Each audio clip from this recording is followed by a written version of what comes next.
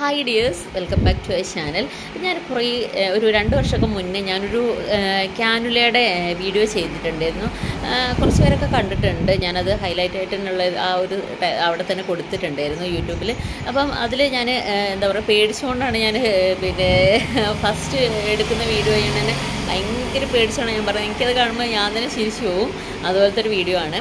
അതിൽ പക്ഷേ പറയുന്ന കാര്യങ്ങളെല്ലാം തന്നെ കറക്റ്റാണ്. നമ്മളെ കയ്യിൽ ക്യാനില എന്ന് പറഞ്ഞാൽ നിങ്ങൾക്ക് അറിയാലോ, ക്ഷീണമൊക്കെ ആകുമ്പോൾ നമ്മളെ കയ്യിൽ വെക്കുന്ന സൂചിയില്ലേ, ഫ്ലൂയിഡൊക്കെ കയറ്റാൻ വേണ്ടിയിട്ട്, അല്ലെങ്കിൽ IV ആൻറ്റിബയോട്ടിക്സ് ഒക്കെ ഉണ്ടെങ്കിൽ നമ്മൾ കയ്യിൽ വെക്കുന്ന സാധനത്തിൻ്റെ പേരാണ് കേട്ടോ ക്യാനില എന്നുള്ളത്.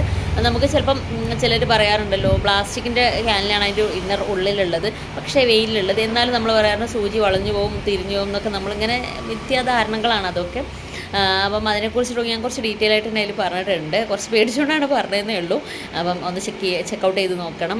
എല്ലാവർക്കും നല്ലൊരു ദിവസം ആശംസിക്കുകയാണ്. സപ്പോർട്ട് ചെയ്യാൻ മറക്കരുത് കേട്ടോ.